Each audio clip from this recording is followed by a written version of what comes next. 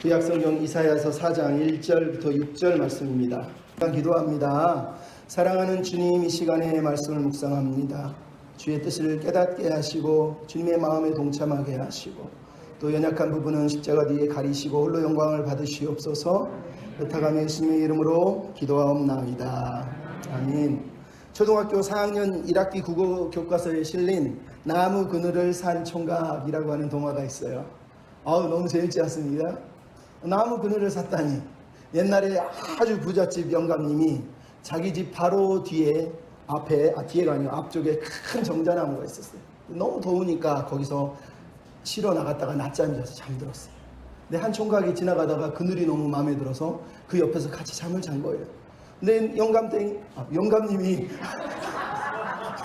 갑자기 일어나 보니까 옆에 총각이 하나 있는 거예요. 이놈이 뭔 놈이야, 우리 집 앞에서 왜 자? 그러면서 야, 너 당장 꺼져, 내 그늘이야. 그러니까 총각이 너무 어이가 없어서 영감님, 그늘이 내 그늘이 어디 있습니까? 나무가 맞는 거지. 무슨 소리야, 이건 내 그늘이야. 너 여기 눕고 싶으면 나한테 사. 얼마면 팔겠습니까? 이제 그랬더니 열량을 내놔. 그래서 총각이 열량을 주고 그늘을 삽니다. 영감님, 이거 내가 산 거니까 영감님, 내가 그늘에 있는 동안 이거 내 건 거 아시죠? 알았어. 그리고 집으로 들어갔어요. 근데 해가 뉘어지면서 나무 그늘이 영감님 집을 향하여 부잣집 대고를 넘어서 이 총각은 그 그늘을 따라 걸어갑니다. 그리고 안방까지 그늘이 탁 들어가요. 거기에 딱 눕습니다. 영감님, 너 뭐야 임마, 내 그늘이다, 이거 내 거다.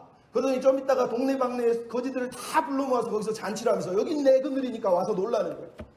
영감이 너무 화가 나가지고 어떻게 할 줄을 모르겠네. 그래서 야, 내 그늘 내가 다시 살게. 내가 그늘 다시 살게. 그랬더니 얼마면 팔래? 열량 줄게, 빨리 팔아. 그랬더니 영감님, 무슨 얘기입니까? 내가 열량에 사서 내 건데 나는 열량에 못 팝니다. 만냥을 내십시오. 영감이 어이가 없어서 결국은 만냥을 주고 그 그늘을 샀습니다. 여러분, 우리나라 동화예요. 참 지혜롭지 않습니까? 같이 살아도 모자랄 판에 내 거다, 내 거다, 내 거다, 그늘까지도 내 거라고 말하는 그 욕망, 욕심에 일격을 가하는 아주 재밌는 동화예요. 홍순관이라고 하는 복음성가 가수, 우리나라 아주 유명한 가수예요. 여러분 잘 모르시는 분도 있지만 그분이 쓴 시 중에 이런 내용이 있어요. 기다란 다리로 거미의 은빛 집을 짓는 그대에게 금방 사라질 한 방울의 이슬을 보여줄 수 있다면, 높은 성벽을 두드리는 부드러운 빗방울 소리를 들려줄 수 있다면, 땅바닥에 잔돌보다 촘촘한 권력의 경계 사이로 유유히 지나가는 바람 한 줌을 그대 손에 쥐어줄 수 있다면, 그럴 수 있다면 햇볕 한 줌이 어떻게 노래가 되는지, 드리워진 그늘이 왜 우리 생에 빛나는 스승인지, 들에 핀 꽃들이 어떻게 피고 지는지 그대에게 밤새 이야기해 줄 수 있다면, 그럴 수 있었다면, 여러분, 햇볕 한 줌도 드리워진 그늘도 꽃 한 송이도 우리 인생의 스승이 된답니다. 그것들을 순수하게 바라보면 우리가 왜 함께 살아야 되는지 이유를 들려주거든요. 여러분, 오늘 본문 우리가 읽은 이사야 4장은 하나님이 꿈꾸시는 세상, 하나님이 우리에게 허락하시는 나라에 대해서 얘기를 하고 있습니다. 그것은 마치 큰 나무 한 그루가, 아니 겨자씨만한 작은 씨가 심겨졌는데 그게 큰 나무가 돼서 수많은 작은 새들이 날아와서 그 나무 그늘에 쉬고 있는 모습을 우리에게 보여주고 있어요. 이 하나님의 나라는 마치 시냇가에 심은 나무처럼, 푸른 초장 쉴만한 물가처럼, 갈등도 다툼도 미움도 시기도 욕망도 없이 용서하고 안아주고 위로해주고 사랑해주고 안전과 평화가 가득한 세상이라고 하나님이 오늘 우리에게 말씀하세요.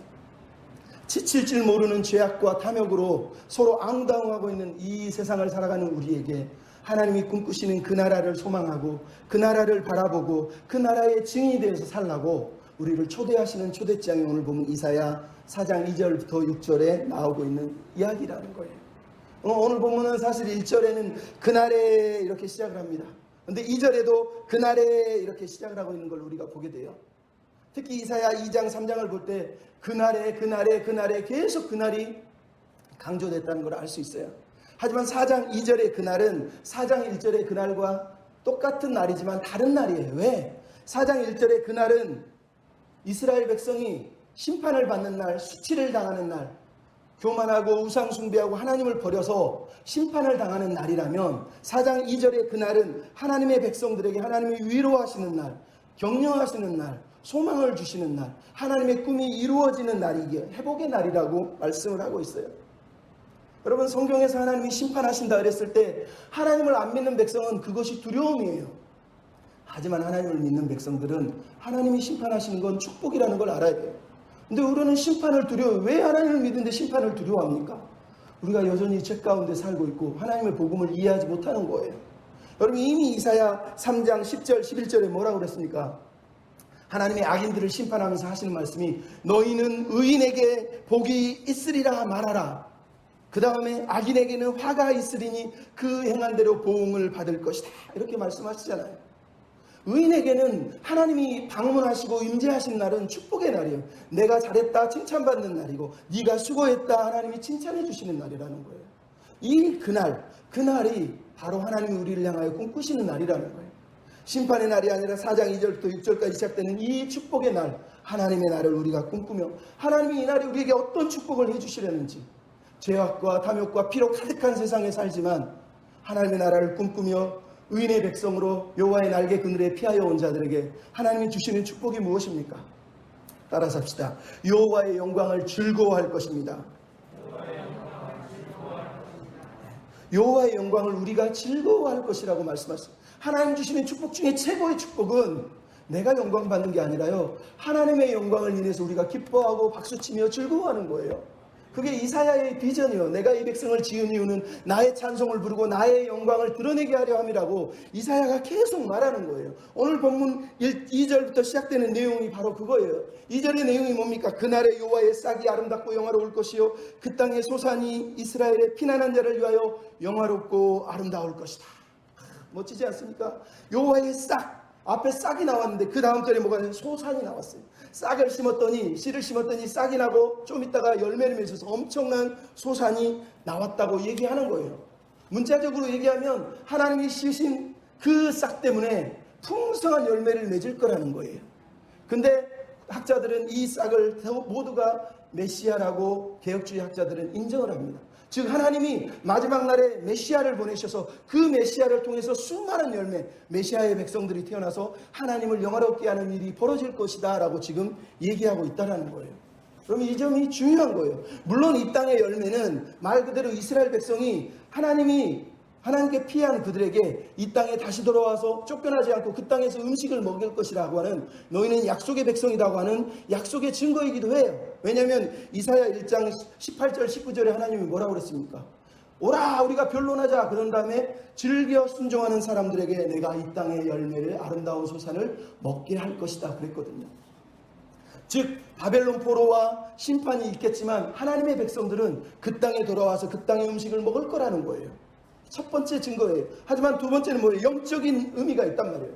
그 땅으로 인해서 아름다워지고 영화로워지고 아름답고 영화로울 것이다 라고 하는 4번이나 사용되는 이 단어들을 통해서 하나님은 지금 영광을 받으실 것을 기대하고 있어요. 왜요? 2장 3장을 읽어볼 때 우리가 공부했지만 뭐가 나옵니까? 인간들이 영광을 받고 인간들이 거만하고 높은 자리에 앉아서 백향목으로 집을 짓고 금은부화를 모으면서 자기들이 영광을 받으려고 했단 말이에요. 그래서 여호와의 영광의 눈을 범했다고 성경이 얘기합니다. 근데 오늘 본문은 드디어 하나님이 모든 인간의 교만의 영광을 무너뜨린 다음에 하나님 당신이 영광 받으시는 세상을 지금 만드실 것이라고 말하는 거예요.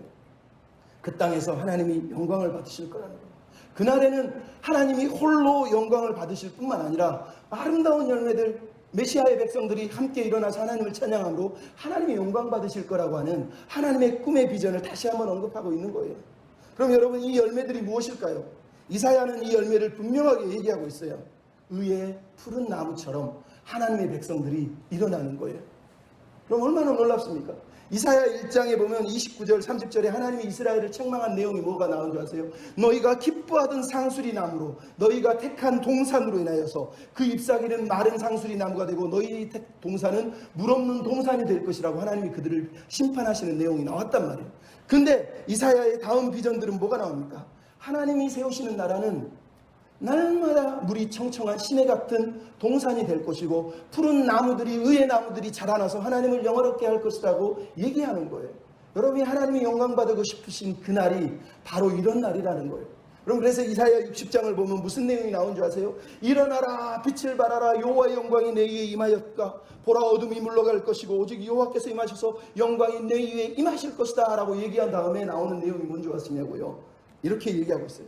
그날에는 바다의 모든 부가 여호와께 돌아오고 이방의 재물과 금과 은과 유황들이 여호와께 돌아와 여호와를 찬양할 것이고 여호와의 집에서 여호와께 제물로 드려질 것이고, 그리고 다시스의 배들이 모든 자손들이 은금을 실어와서 하나님께 예배하며 제물을 드릴 것이라고 얘기합니다.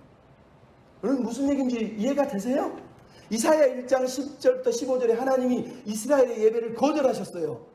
그들이 엄청난 헌금을 드리고 매일 기도하고 수만 가지 헌금 제목을 잡아서 11조부터 시작해서 헌금을 드렸는데 하나님이 그 제물 헛되다, 나는 안 받을 거야, 내지 마라, 필요 없다, 왜 내 마당을 밟느냐, 니네들 나가, 하나님의 말씀이세요. 근데 오늘 역전된 세상은 뭐라고요? 온 세상의 수많은 은금 보화들이 그들이 2장 3장에서 자기 영광을 위해 취하려했던 은금 보화와 다시스의 배와 백향 나무들로 자기 집을 짓던 사람들이 이제는 그 모든 것을 실어와서 하나님의 전해드리고 하나님께 예배하는 날이 온다라고 이사야 60장은 선언하고 있는 거예요. 지금 주님이 기대하시는 말이 바로 이 날이에요. 역전된 날이에요. 세상의 인간의 교만과 자기 욕망들이 다 사라지고 하나님만 영화롭게 드리는 날이 임할 것이라고 얘기하는 거예요. 근데 이사야 61장 3절에 이렇게 설명을 했어요. 무릇 시온에서 슬퍼하는 자에게 화관을 주고 기쁨으로 슬픔 대신 찬송의 옷을 입히고 근심 대신 찬송의 옷을 입히고 한 다음에 그들이 의의 나무 여호와께서 심으신 영광을 나타낼 자라 일컬음을 받을 것이라는 거예요. 여러분 이게 하나님의 마음이라는 거예요. 하나님이 싹을 심으시고 열매를 거두시고 싶은 그 열매는 하나님이 심으신 의의 나무들이 되어서 우리가 의의 가지가 되어서 하나님을 영광을 나타내는 자로, 하나님을 영화롭게 하는 자로 일컬음 받는 삶을 하나님이 우리에게 원하신다는 거예요. 여러분 우리의 삶은 하나님을 영화롭게 할 때 하나님이 기뻐하시고 내가 받은 최고의 축복은 내가 하나님을 영화롭게 해드리는 거예요. 믿으셔야 돼요. 여러분 제가 1986년에 나온 가수 중에 장혜리라고 하는 가수를 저는 어렸을 때 너무 좋아해요. 맨날 그분 노래 나오고 가수 나오면 막 노래 내게 남은 사랑을 드릴게요 막 이러면서, 근데 너무 노래를 제가 잘 불러가지고 좋아해서 그랬는데 이분이 하나님을 믿지 않고 어려서 이 부모 밑에서 상처가 많았더라고요. 그 얘기를 들어보니까 사실은 그 당시 민혜경, 이선희, 그 다음에 또 유명한 가수들이 많았잖아요. 그 가수들하고 경쟁을 해야 되는데 대상을 받고 추억의 발라드로 대상을 받고 이러면서 막 상도 받았는데 늘 마음에 겁이 많아서 무대에 서는 게 두렵고 사람들 앞에 서는 게 두려웠다고 그래요. 근데 마침내 5집이 표절 시비가 걸려서 이 사람이 스스로 은퇴를 하면서 무대를 떠나면서 너무 행복했대요. 근데 행복하지 않고 우울증에 시달리면서 자살을 꿈꾸고 베란다에서 뛰어내리려고 매일 고민을 했다라는 거예요. 왜 그랬느냐 물어보니까 이분이 어려서부터 자기 아버지가 전쟁통에 6.25 때 부산으로 피난을 와서 자기 어머니를 만났대요. 그래서 어머니를 데리고 서울로 와서 서울에서 자기를 낳으려고 했는데 알고 보니 안동에 자기 본부인이 있었다는 거예요. 근데 이 사람이 피난통이니까 딴 여자를 자기 아내로 맞아서 사는 거죠. 근데 안동에 있는 본처가 찾아온 거예요, 서울로. 그래서 어쩔 수 없이 두 부인이 한 집에서 방만 따로 쓰면 살게 된 거예요. 이 남자가 하루는 큰 방에 하루는 작은 방에 왔다 갔다 하면서 그러고 있는 거예요. 그러면서 아이가 태어나니까 엄마가 이 아이를 지우고 싶어서 너는 태어나면 안 된다, 이런 수치를 당하면 안 된다고 해서 지우고 싶었다는 거예요. 근데 어쩔 수 없이 아이가 태어난 거예요. 태어났는데 어떻습니까? 아이고 첩의 아들이야, 이런 식으로 자기를 조롱하고 손가락질하니까 어려서부터 그게 상처가 되고 남한테 인정받고 싶은데 자신은 없고 두렵고 이러니까 이게 쌓여서 엄청난 과수로 영광을 누렸는데도 마음 한구석에는 우울증이 있어서 항상 자살을 생각하고 두려워하고 벌벌 떨어. 어려서부터 교회를 다녔는데도 하나님에 대해서 알지 못해 하나님을 믿지 않아요. 그냥 교회만 다닌 거예요. 그러다가 어느 날은 도저히 술을 먹고 폭음을 하고 막 술 중독이 돼서 사는데도 술을 먹으면 처음에는 중독이 돼서 막 해롱해롱 하는데 나중에는 술을 아무리 먹어도 정신이 말짱하더라는 거예요. 내가 왜 살지? 뭐 때문에 살지? 그래서 결국은 베란다에 서서 뛰어내리려고 딱 서서 마지막으로 뛰어내리려고 하는데 갑자기 다리 힘이 축 풀리더니 주저앉아요. 주저앉으면서 그 자리에서 울면서 내가 왜 이렇게 사나, 내 인생아 내 인생아 그러고 울었답니다. 근데 그때 갑자기 누군가가 자기 뒤에 와서 자기를 쫙 끌어안는, 자기를 안아주시는 느낌이 들더라고요. 자기를 만나주시는, 내가 평생 도망다닌 분이 나를 찾아오셔서 나를 만나주시는 느낌이 들더라는 거예요. 얼마나 그날이 감격스러웠는지 그 시간이 다 지나고 나서 결심한 게 교회 가자. 늘 교회를 다닌 사람이 교회 가자라는 다짐을 처음 했다는 거예요. 매주 교회 가서 예배 드린 사람이 나 교회 가고 싶어를 처음 했다는 거예요. 들어가서 교회 가서 예배를 드렸는데 들어가자마자 처음부터 울어요. 들어가면서 울어요. 맨 뒤에서 구경하던 사람이 맨 앞에 앉아서 예배를 드리는데 계속 울어요. 목사님이 설교를 해도 울고 성도님이 악수를 해도 울고 찬송을 불러도 울고 안아줘도 울고. 여러분, 은혜를 경험한 사람이 이게 무슨 말인지 알아요? 누가 무슨 설교를 해도 그 설교 안에 하나님의 은혜가 느껴지면 그냥 감격해서 사모해서 엉엉엉 우는 거예요. 은혜가 없으면요, 아무리 떠들어도 뒤에서 구경하는, 아이고 웃기고 있네, 저기 무슨 소리야. 여러분, 은혜가 그래서 중요한 거예요. 여러분, 얼굴을 보면 이 사람이 은혜가 있는지 없는지 하나님은 아세요. 저는 모르지만 하나님이 다 아세요. 은혜의 백성이 됐으면 좋겠어요. 아니, 제가 설교를 하는데도 조는 분이 있더라고. 그래서 내가 은혜가 없구나 그런 생각을 하지만, 근데 이분이 그래서요 매일마다 교회 가서 울면서 은혜 받으니까 우는 거예요.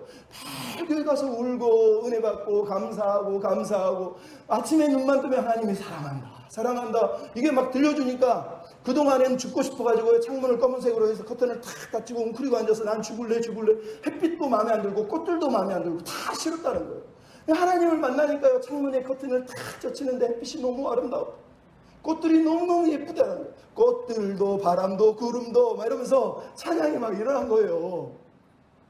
근데 신기하죠?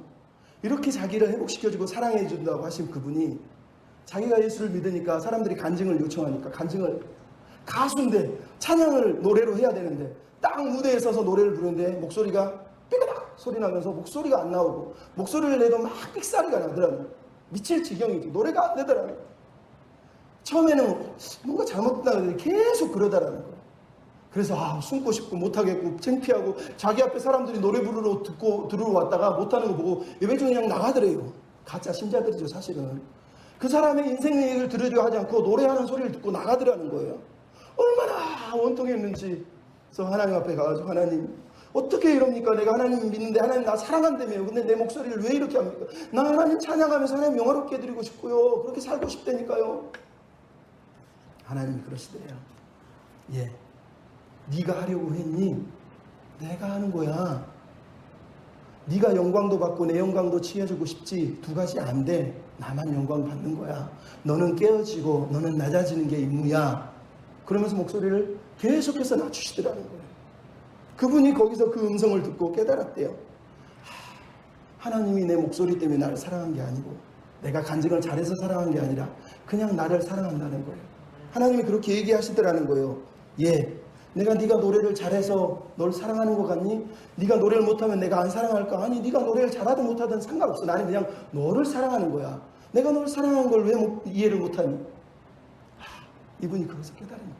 하나님께 영광을 돌리는 삶이, 내가 영광 받고 내가 뭔가 누려서 하나님을 막 높여드리면 영광 받는 줄 알았는데 그게 아니라는 거예요. 내가 깨어지고 내가 낮아질 때 하나님만 높임을 받으실 때 하나님이 가장 기뻐하더라는 거예요. 그래서 그걸 깨닫고 이분이 하나님의 영광을 살기 위해서 지금 살아가고 있더라는 거예요. 나이도요 벌써 보니까 권사님과 다 된 집사님이신데, 야, 저렇게 곱게 그리고 순수하게 신실하게 사는지 깜짝 놀랐습니다. 왜? 보통 사람들은 간증하면 뭐 얘기합니까? 나는 하나님 믿었다, 하나님 만나서 나를 부자 만들어주고 잘되게 해주고 말은. 이분 간증을 들어보니까요 계속 어려워요. 계속. 지금도 힘들어서 모든 재산을 다 뺏기고요, 안성에서 시골집에서 작은 교회를 섬기는 삶을 살더라고요. 하나님 앞에 원망하고 싶었는데 원망이 아니라 하나님이 자기한테 하시더래. 야, 너 부자였는데 너 죽고 싶었잖아. 그 돈 다 줬는데 너 아무 의미 없었잖아. 근데 왜 지금 그러니? 그러더라는 거예요. 그때 깨달았대요. 아, 맞아. 부자가 되든 가난하든 그게 중요한 게 아니라 하나님이면 되는데 내가 그걸 잊었구나라는 거예요. 여러분, 단순한 진리예요. 여러분, 부자 되면 뭐가 잘 되면 그때는 막 행복하게 하나님 찬양하며 살 것 같죠? 웃기지 마세요. 그래서 교만한 인간들이 더 많아요. 그래서 죄 짓는 놈들이 더 많은 거예요. 차라리 깨어지고 낮아져서 하나님 의지하는 백성이 되는 게 하나님 앞에 100배, 1000배 좋은 거예요. 죄송하지만 다 잘 되셨으면 좋겠지만 하나님을 영화롭게 하는 백성이 되셨으면 좋겠습니다. 두 번째로 따라합시다. 거룩한 은혜를 입을 것입니다.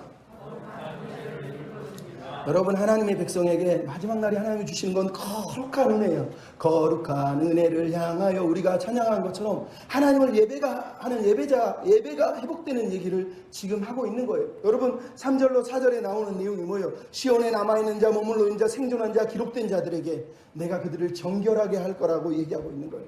여러분, 하나님은 마지막 날에 회복시킨다는 거예요. 누구를? 하나님의 백성, 메시아의 백성들을 회복시킨다는 얘기를 하고 있는 거예요. 치유하고 정결하게 한다는 회복시킨다는 얘기거든요.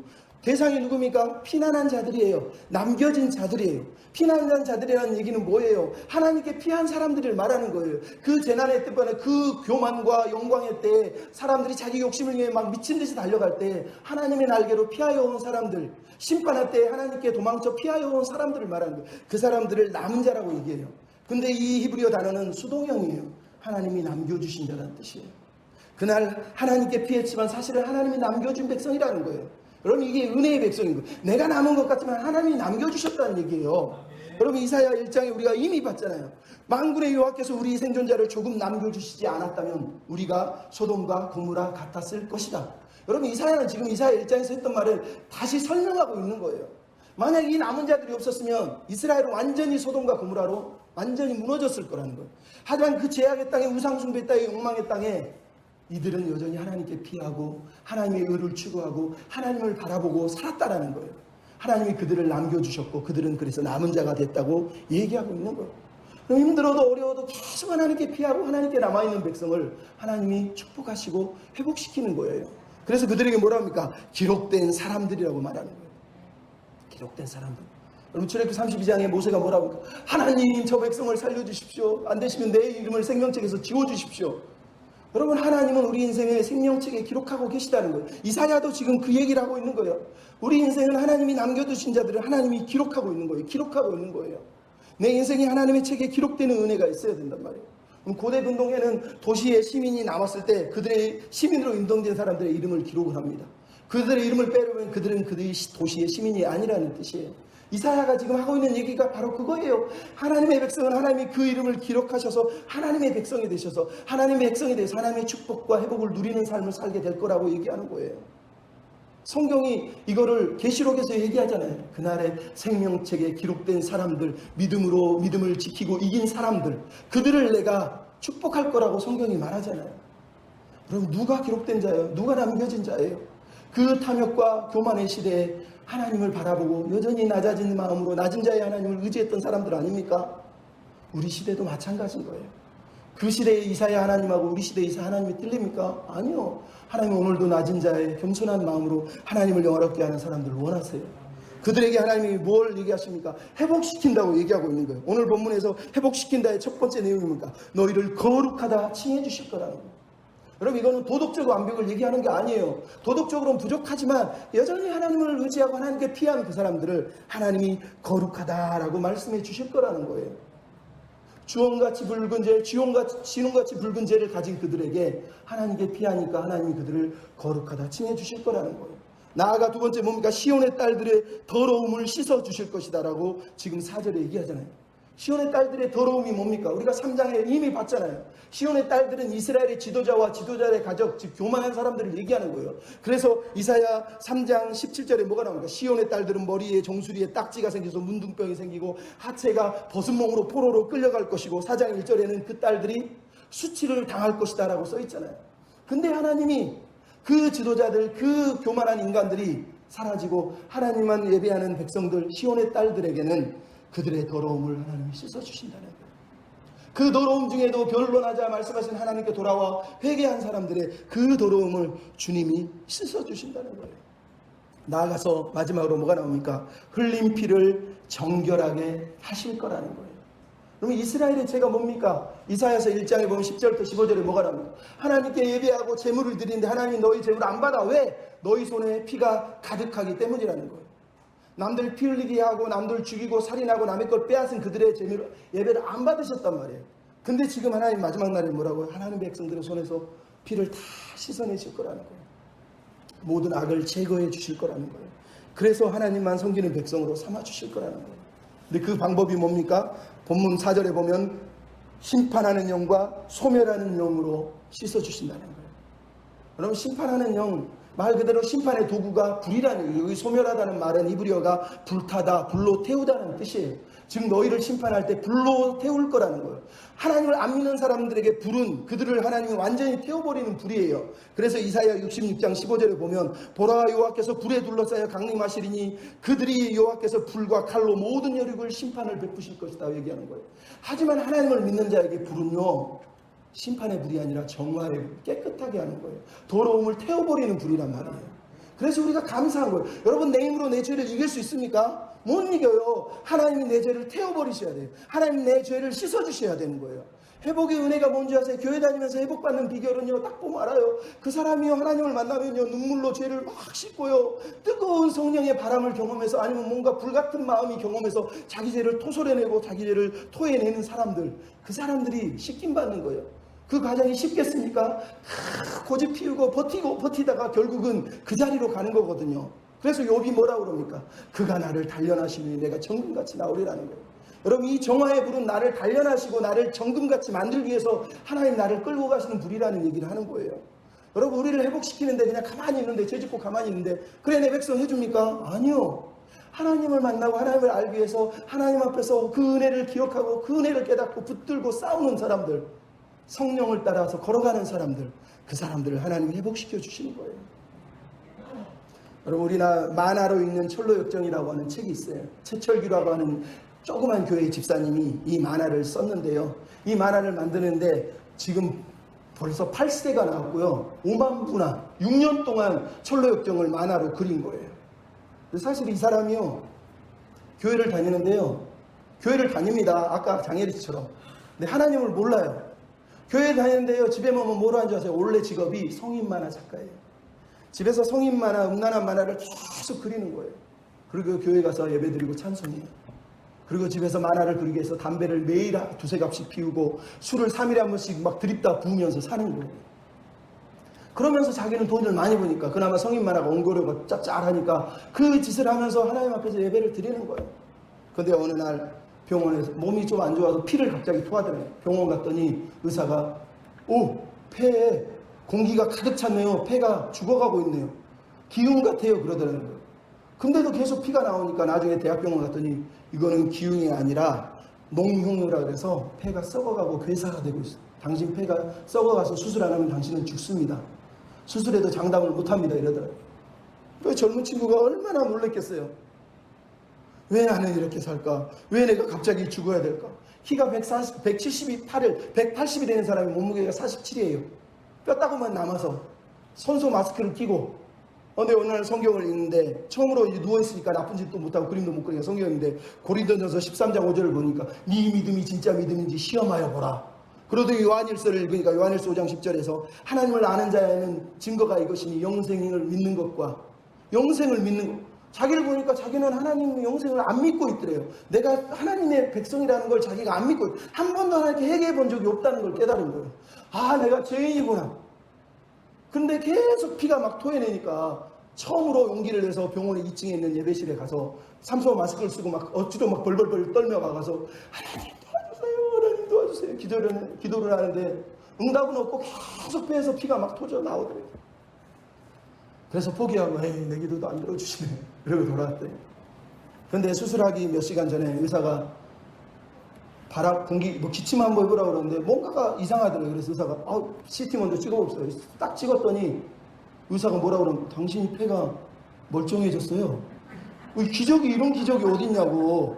간 같은 경우는 아프다가 회복되는데 폐는 회복되는 일이 없대요. 근데 나았다는 거예요. 하나님이 아니면 이거 못 고칠 것 같은데 하나님이 하신 것 같아 이러더라고요. 이 사람이 그걸 듣고 하나님이 나를 고치신 거야? 이런 마음이 들더래요. 근데도 불구하고 그걸 낳고 나서 교회에서 낳으니까 사람들이 집사님 이렇게 목사님이 젊은 청년인데 집사로 불러준 거 28살짜리를. 근데 자기가 살려주세요 하면서 했던 기도가 하나 있었어요. 뭐냐? 나를 살려주시면 내가 더 이상 성인 만화를 그리지 않고 살겠습니다. 하나님을 위한 만화를 그리겠습니다. 근데 낳으니까 무슨 생각이 든지 아세요?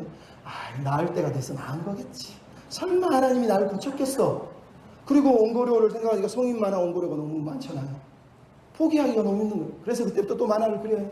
무려 9권을 또 그립니다. 하나님을 만나고 9권의 성인 만화를 그리는 거예요. 미친 거죠. 근데 어느 날 교회 가서 예배를 드리고 집에 와서 성경을 읽는데 성경책을 읽다가 신명기 말씀을 읽고 깜짝 놀랍니다. 신명기 23장 18절에 뭐가 되어 있냐면 창기가 번 돈, 개 같은 자의 번 돈을 내게 가져오지 마라. 가증한 것이다. 깜짝 놀라요. 성경에 여기 써졌네. 나는 개새끼네. 개 같은, 내가 개 같은 돈을 하나님께 바친 거야. 그 자리에서 울면서 회개를 합니다. 그리고 나서 하나님, 내가 다시는 성인만아 그리지 않을게요. 왜냐하면 그때 하나님이 개 같은 자 얘기할 때 자기가 군대 시절이 생각나는데, 군대 시절에 짬밥을 버리러 갈 때 짬통 안에 짬밥이 있는데 위에가 하얗게 멀거름하게 너무 깨끗하잖아요. 근데 그 밑에 짬통들이 음식 찌꺼기가 쌓여 있어서 그냥 비우면 달라붙어서 안 비워져요. 막대기를 딱 집어넣어서 휘어져야지 그 다음 비워져 깨끗한 거거든요. 결국은 자기가 짬통의 그 인생이라는 거. 겉으로 멀쩡해 보이는데 교회에서 찬양하고 있는데 마음 안에는 온갖 더러운 게 탁 붙어있는 쓰레기 인생이라는 거예요. 쓰레기. 하나님, 난 쓰레기입니다. 쓰레기입니다. 그러면서 그 자리에서 회개를 한 거예요. 그리고 나서 만화를 그리기 시작해요. 잘 그렸을까요? 만화를 그리는데요, 기독교인들은 되게 치사해요. 세상은 그나마 돈 많이 주잖아요. 근데 기독교 만화 그린다니까요, 인쇄, 선인쇄도 안 주고요, 자기가 7단계를 다 혼자 다 하면서 그림을 그리고 6년을 했다는 거예요. 돈도 조금 주지. 그거 하다 보니까 손가락도 마디마디 관절이 나가고 손에 통증이 오고 나중엔 그림을 그릴 수 없는 지경까지 오더라는 거예요. 자기 목사님한테 찾아가서, 하나님, 내가 하나님을 위해서 그림을 그리는데 목사님, 어떻게 내 손에 그림도 못 그리게 내 손을 망가뜨리는지, 하나님이 이럴 수 있습니까? 목사님이, 제 집사 진짜 몰라? 내가 그걸 어떻게 하냐고요. 뭔데요? 이 그림 그리면 누가 좋아요? 하나님이 좋아하죠. 그러면 됐잖아. 뭐가 됐어요? 그러더래요. 이 사람아, 이 그림을 그리면 수많은 사람들이 이 그림을 보고 천상을 향하는 순례자들이 될 텐데, 하나님이 좋아하면 누가 싫어하니? 마귀가 싫어하잖아. 마귀가 너 그 그림 못 그리게 하려고 손을 막 물어뜯는 거 아니냐? 그랬대요. 그러면서 이 사람이 거기서 해결을 하고 그 힘든 시기에는 고난을 버티면서 그림을 그려낸 거예요. 그랬더니 세상에 그 그림이, 그 만화가 기독교 도서 출판사상 최초로 처음으로 8세를 찍고 5만 부를 만화책이 찍히는 일이, 기적이 벌어진 거예요. 철로 역정, 하나님을 믿는 사람들이 걸어갈 그 고난의 길을 만화로 그린 거란 말이에요. 여러분, 이게 하나님의 마음이세요.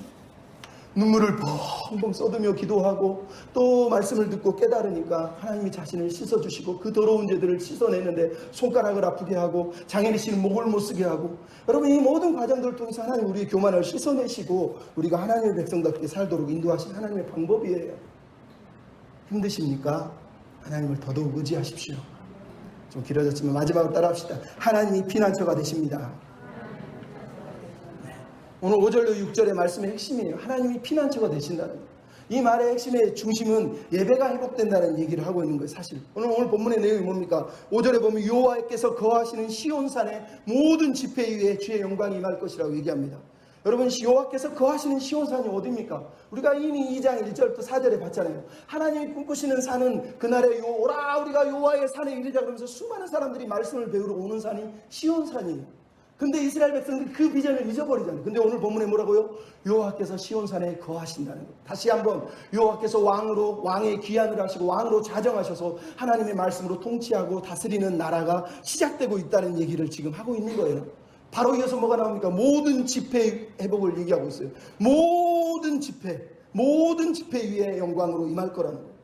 아까 얘기했잖아요. 하나님이 예배를 다 거절했는데 이사야 1장 10절로 15절을 보면 모든 기도, 모든 예배, 모든 걸 다 거절하신 하나님이 지금 뭐라고요? 모든 집회, 모든 절기, 모든 예배들을 다 회복시킨다고 지금 말하고 있는 거예요.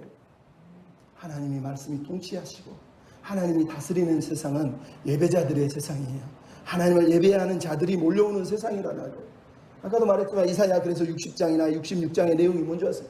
마지막 때가 되면 뭇 이방인들이 모여와서 하나님께 예배하고 하나님께 제물을 드리고 내가 그들 중에 제사장을 뽑고 레위인들을 세울 것이다 라고 하나님이 이사야 66장 21절에 말한다. 그리고 66장 마지막 절에 여호와께서 말하라. 매월 초하루와 매 안식일에 모든 혈육이 내 앞에 나와서 예배하리라. 여러분, 이사야의 이 비전은 66장에 다시 한번 언급되는 이유가 바로 여기 있어요. 하나님의 꿈이 그거라는 거예요. 하나님의 꿈. 하나님의 꿈은 여러분이 막 부자 돼서 좋은 차 타고 다니는 게 아니라요, 모든 사람들이 하나님의 말씀을 듣고 그분 앞에 나와 예배하는 거예요. 예배하는 거예요. 그게 하나님의 꿈이세요. 그래서 이어지는 말씀이 뭐예요? 낮이면 구름 연기, 밤이면 화염과 빛을 만드시고 라고 되어 있어요. 여기서 만들다는 단어는요, 바라라고 하는 히브리어 단어예요. 이거는 인간에게 쓰지 않고 하나님만 쓰는 단어예요. 하나님이 세상을 창조하시니라 할 때 쓰는 단어라는 거예요. 즉 낮과 밤을 만드시는 하나님, 창세기 1장에 그 하나님을 지금 언급하는 거예요. 하나님을 예비하는 사람들은 하나님의 형상이 회복됐다는 얘기를 하는 거예요. 나가서 구름과 연기와 하염은 어디서 나오냐면 출애굽기 19장에서 하나님이 이스라엘 백성들을 불러 모으고 너희는 내 백성이다라고 언약을 맺을 때 나오는 장면이에요. 즉 이스라엘 백성들이 예비하는 백성, 제사장 백성으로 다 하나님 앞에 서 있는 순간, 즉 하나님이 새 창조, 새로운 피조물을 만드신 그 날을 지금 말하시면서 만들다고 얘기하고 있는 거예요. 이거는 단지 낮과 구름과 해와 그걸 만든다는 얘기가 아니라 새로운 창조를 하나님이 하시고 있다는 얘기를 하고 있는 거예요. 더 나아가서 이야기의 핵심이 뭡니까? 낮에는 구름, 밤에는 불. 어디서 나옵니까? 민수기의 출애굽기에 하나님이 구름 기둥과 불 기둥으로 이스라엘 백성을 보호하시고 이끌어 주시는 하나님의 동행의 이야기 아닙니까? 마지막 날 하나님을 예배하는 백성들, 하나님의 보호 안에서, 하나님의 인도하심 안에서, 지키심 안에서 사는 일이 벌어진다는 거예요. 마지막으로 또 중요한 단어가 등장하죠. 그날에 영광의 덮개를 두시고 초막이 있어서라고. 여러분, 초막이 있대요. 초막하면 느헤미야 생각나시죠? 초막절 얘기하는 거예요. 초막은요, 원래 히브리어 수카라고 하는 이 단어는 신방을 얘기한, 신방을 덮는 덮개를 말하는 거예요, 원래가. 그래서 초막절은 언제나 하나님과 이스라엘 백성이 결혼한 결혼 언약을 떠올리게, 신혼 첫날을 떠올리게 하는 거예요. 지금 하나님이 무슨 얘기하는 거예요? 내가 초막을 두겠다는 얘기는 내가 너희와 다시 결혼을 해서 내가 너희와 한 가족이 되고 너희가 내 백성이 되고 내가 네 하나님이 될 것이다 라고 하는 얘기예요. 그래서 초막절은 뭐라고 그러죠? 첫사랑의 순간이라고 제가 늘 말씀을 드리는 거예요. 여러분, 내가 초막을 두겠다 이 말은 내가 너희와 다시 첫사랑을 회복시키고 첫사랑의 그 감격으로 나를 예배하는 백성을 만들 것이다 라고 얘기하고 있는 거예요. 그래서 여러분, 예배의 핵심은 언제나 사랑과 감사인 거예요. 오늘도 여러분, 하나님의 덮개, 하나님의 초막 안에 살면서 사랑하며 감사하며 예배하는 사람들이 많아요. 다 앉아있지만 하나님을 모르는 사람은요, 최철규 집사처럼 담배 피고 술 먹으면서 예배할 수 있고, 장혜리처럼 하나님도 모르는데 매일 교회 가서 예배 드릴 수 있는 거예요. 하지만 하나님을 만나면 그분을 예배하는 사람들은 그 사랑에 감사해서 그 덮개 아래서 살면서 하나님을 찬양하는 거예요. 하나님을 높여드리는 거예요. 그게 예배예요. 여러분, 하나님이 꿈꾸시는 비전의 핵심은 하나님이 통치하시고 다스리시고 우리를 치료하셔서 우리가 하나님을 예배하는 예배자로 세울 거라는 게 하나님의 꿈이라고 지금 말하는 거예요. 이게 하나님의 마음이에요. 여러분, 예배라는 게 뭐예요? 하나님이 함께 하시는 게 예배예요. 임마누엘, 임재라는 말이에요. 오늘 본문의 하나님의 말씀의 핵심이 뭐예요? 내가 너희와 함께 하겠다는 거예요. 동행해 주겠다는 거예요. 하나님이 동행하겠다는 건 함께 해준다는 거죠. 계시록의 하나님의 말씀이 뭐예요? 21장에 그날에 내가 너희와 함께하여 나는 네 하나님이 되고 너희는 내 백성이 될 거라는 거예요. 하나님 그건 언제나 똑같아요. 언약이 뭐냐? 나는 네 하나님 돼줄게. 너 내 백성 하라는 거예요. 우리 깨어지지 말고 끝까지 넌 내 백성하고 난 네 하나님 해줄게라는 거예요. 그게 예배예요. 나와 함께 해주시는 거. 예배자는 좀 누굴까요? 그 하나님께 기대는 사람, 피하는 사람, 의지하는 사람이 예배자인 거예요. 예배자라는 게 찬송 잘 부르고 노래 잘 부르고 설교 잘하는 게 예배자가 아니라요, 인생의 재난 속에 낮에 뜨거운 태양의 밤의 그 무서움 속에서도 하나님께 피하는 사람이 예배자라니까요. 그래서 오늘 본문 마지막 절이 뭐라고 그러니까 더위에 피하는 그늘을 지으셔서 풍우를 피하는 숨을 곳이 내가 되어주겠다는 거예요. 하나님이 내 피난처라고 믿는 사람이 예배자예요. 그분께 그래서 달려가서 그분께 피하는 사람이 예배자라는 거예요. 그럼 우리가 오늘 아침에도 계속 찬양한 내용이 뭐예요? 이사야 10편 91편 우리가 성경 봉독한 내용도 똑같잖아요. 그날의 지존자의 은밀한 곳에 전능자의 그늘 아래 피하는 사람에게 복이 있다. 여호와는 나의 피난처요 요새시요 방패라고 얘기하잖아요. 시편 121편은 뭐라고? 나의 도움이 어디서 올까? 여호와는 너를 지키신 자라. 낮에와 밤에 달이 너를 해치 못할 것이다. 그럼 하나님은 날마다 내가 네 피난처다 피난처다 피난처다 말씀하시는데 왜 우리가 아직도 하나님께 피하지 않느냐는 거예요. 힘들어서 못 피하겠어요? 하나님 응답 안 해줘서 못 피하겠어요? 다 그렇게 살아요. 근데 응답을 안 해줘도요, 손가락이 무너져도요, 목소리가 안 나와도 하나님께 피하는 사람이 있어요. 사랑하니까, 사랑받은 걸 아니까. 여러분, 십자가를 보면 저기가 내 쉴 곳이구나 우리가 고백할 수 있잖아요. 찬송가에 보면 뭐가 나옵니까? 415장에 십자가 그늘 아래 나 살기 원하네. 이 광야 같은 세상에 늘 방황할 때도 주 십자가의 그늘에 내 쉴 곳 찾았네. 우리는 십자가의 그늘에 나아가는 게 하나님을 피난처로 모시는 거예요. 십자가의 그늘로 나가야 돼요. 여러분, 찬송가 중에 이런 찬양도, 주를 향한 나의 사랑을 주께 고백하게 하십시오. 아름다운 주의 그늘 아래 살면서 주님을 보게 하십시오. 우리가 아름다운 주의 그늘 아래 살아가는 것, 그분의 십자가 아래 거하고 사는 것, 그게 복이에요. 복. 그게 복이에요. 십자가 아래로 달려가야 돼요. 여러분, 포항에 가면 포항의 영일대라고 하는 곳에서요, 매일 토요일마다 찬송을 부르는 여자 집사가 한 분 있습니다. 이분 어렸을 때 부모가 이혼을 해가지고요, 교회는 다녔는데 음악은 좀 재능이 있었는데 하나님은 몰라요. 근데 할머니한테 맡겨서 할머니가 키우는데 맨날 남미 호량교 끌고 가고 통일교 끌고 가고 자기를 그렇게 끌고 다녔는데 그게 뭔지도 모르고 따라다녔대요.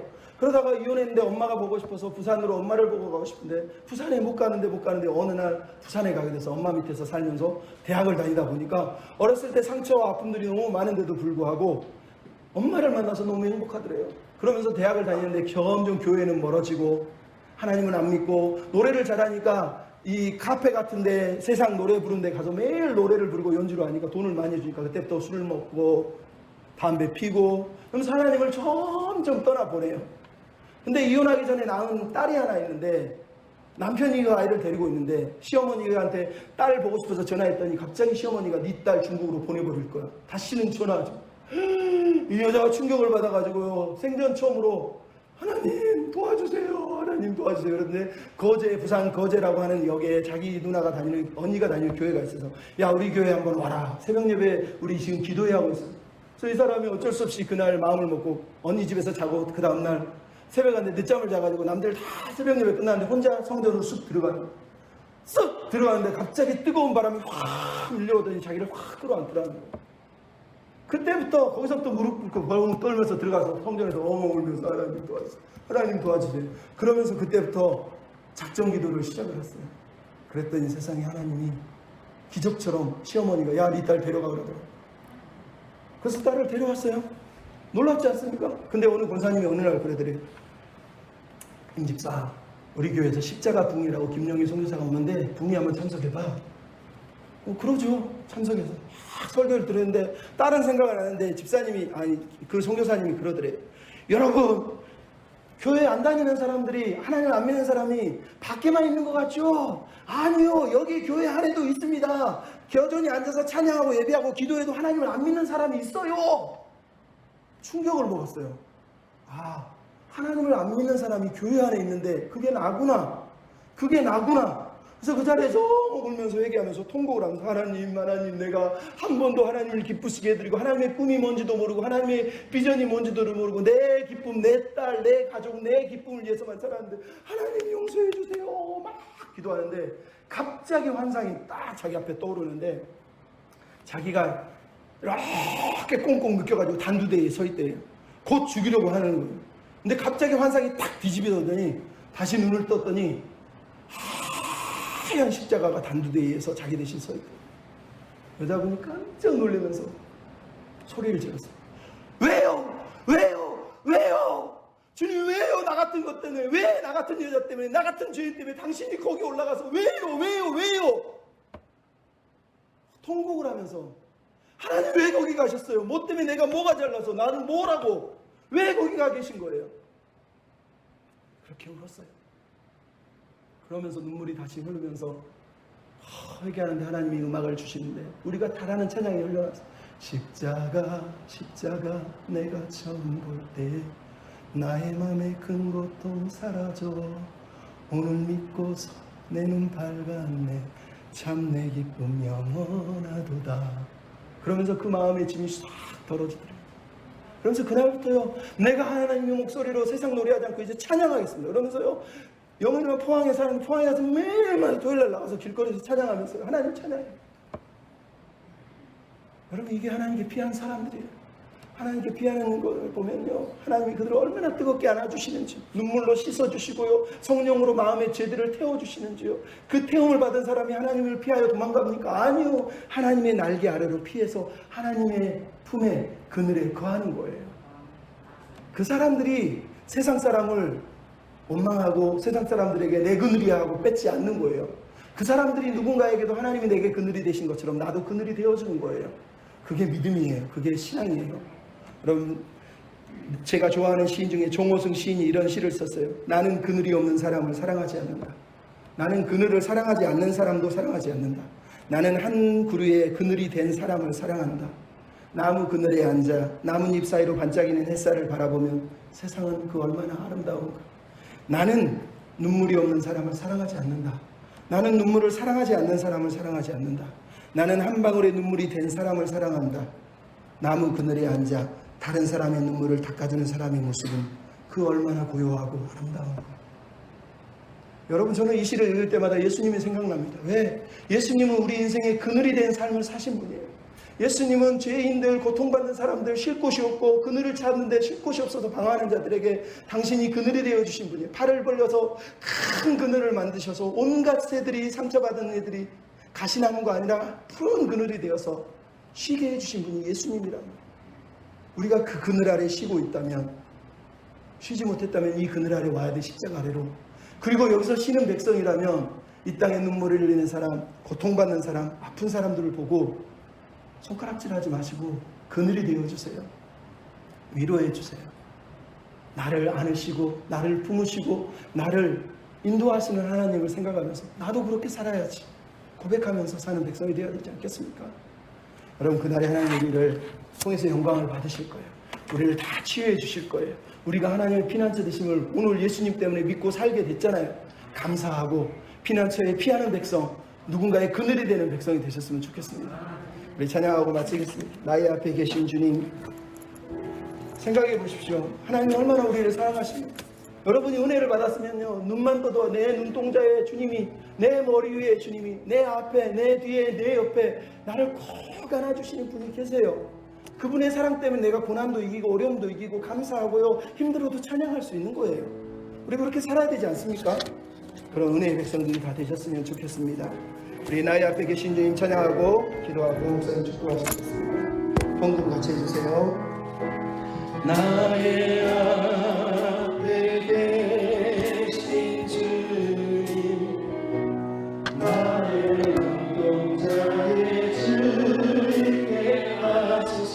나의 머리 위에, 나의 머리 위에 계신 주님, 나의 머리 들어 주 바라보고 다시 한번 감사합니다. 나의 앞에 계신 주, 나의 눈동자에, 나의 눈동자에 주님께 하소서. 나의 머리 위에, 나의 머리 위에 계신 주, 나의 머리 들어주, 나의 좌우 옆에 계신 하나님, 나의 좌우 옆에 계신 주, 나와 동행하시는, 나와 동행하시는 주 알게 하소서. 주 알게 하소서. 나의 위에 계신 주님, 나를 안으시며 보호하시는 주, 무지하게 나의 좌우 옆에, 나의 좌우 옆에 계신 주님, 나와 동행하시는, 나와 동행하시는